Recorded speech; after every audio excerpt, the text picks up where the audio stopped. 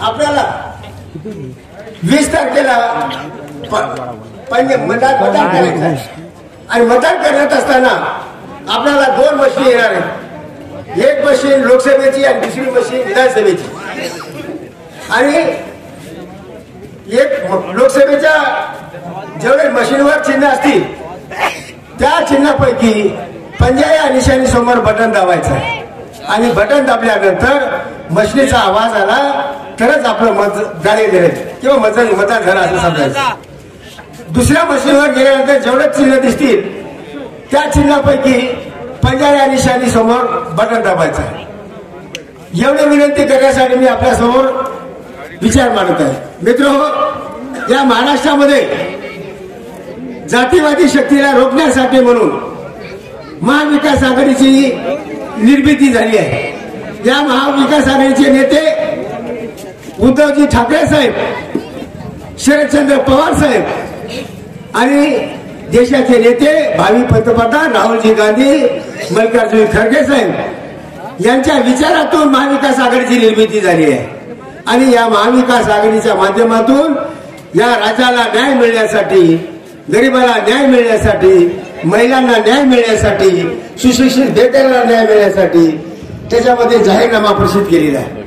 त्या जाहीरनाम्यामध्ये मुलं शिकून बेकार झालेले असताना त्यांना कुठं नोकरी करत मिळत नाही, काही मिळत नाही. त्यामुळे त्यांना शासनाच्या महाविकास आघाडीच्या जाहीरनाम्यामध्ये दरमहा 4,000 रुपयाचं मानधन देण्याचं आयोजन केलेलं आहे. त्याचबरोबर युती सरकार निवडणुकीच्या काळामध्ये 1,500 रुपये देण्याचं लाडकी बहीण योजनेचं हे पाप केलेलं होतं. परंतु ते पाप त्याला ते बंद केलेलं आहे आणि त्याच्याच माध्यमातून आमच्या महाविकास आघाडीच्या शासनाच्या वतीने जाहीरनाम्यामध्ये त्या आया बहिणींना 3,000 रुपये देण्याचं जाहीरनाम्यामध्ये आयोजन केलेलं आहे. दुष्काळ पडला, पाणी अतिवृष्टी झाली, कुठं पाणी नाही पडलं, शेतकरी संकटात सापडतो, आपण कर्जबाजारी होतो, आत्महत्या करतो. त्या आत्महत्या रोखण्यासाठी म्हणून या महाविकास आघाडीच्या सरकारनं शेतकऱ्याला 3 लाख रुपये कर्ज माफीचं आयोजन केलेलं आहे. त्याचबरोबर महिलांना आपलं जे गॅस सिलेंडर आहे 500 रुपये देण्याचं आयोजन केलेलं आहे. आरोग्य विमा 25 लाख रुपयापासून देण्यात आलेले आहे. अशा विविध योजना जाहीरनाम्यामध्ये प्रसिद्ध केलेल्या आहे. मित्रांनो, महायुतीचं सरकार असताना सुशिक्षित बेरोजगारांना नोकरीचं आमिष दाखविलेलं आहे. शेतकऱ्याला 15 लाख रुपये देण्याचं प्रत्येकाच्या खात्यामध्ये असं आश्वासित केलं, परंतु काहीच केलेलं नाही.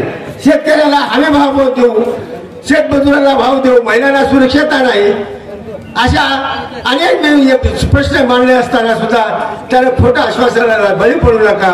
आपण महाविकास आघाडीचं सरकार निश्चित राज्यामध्ये येणार आहे आणि मी सुद्धा तुमच्या आशीर्वादाने 100% सांगतो, एवढं तुमच्या प्रेमाखातर मला तुमच्या आशीर्वाद मिळाल्यानंतर माझा विजय सुद्धा निश्चित होण्याची शक्यता आहे, हे नाकारू शकत नाही.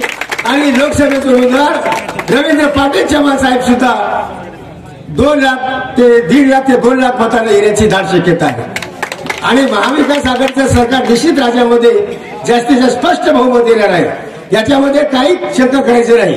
या तुमच्या विश्वासाला, तुमच्या विचाराला आम्ही शासनाचे कोणते प्रश्न, रस्त्याचा प्रश्न असेल, पाण्याचा प्रश्न असेल आणि या नगरीचा जे काही प्रश्न असतील, निश्चितपणे मी तुमचा आमदार नसून एक कामदार म्हणून निश्चितपणे सभागृहामध्ये आवाज उठवून आपले निधी विकास साधण्याचा प्रयत्न करेल. बाकी आमचे नेते जास्तीचं बोलणार आहेत, मला अजून दुसरीकडे मीटिंग आहे.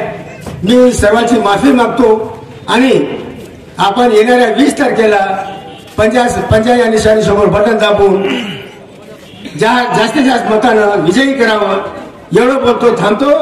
जय हिंद, जय महाराष्ट्र.